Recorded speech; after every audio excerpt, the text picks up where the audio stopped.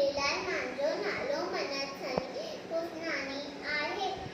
मां 5 साल जी आया बांदर मलजी छठी पुरानी बांदर मलजी छठी पुरानी जैन हंदन ते आहे काणी बांदर मलजी छठी पुरानी जैन हंदन ते आहे काणी जड़े मी करे वस्कारा टूटल छठी माता ने सहारा करे पुसाए पानी पानी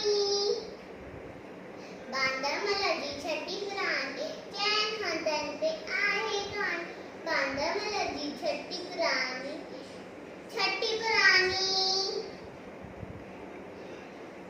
जड़े थी पुस्तक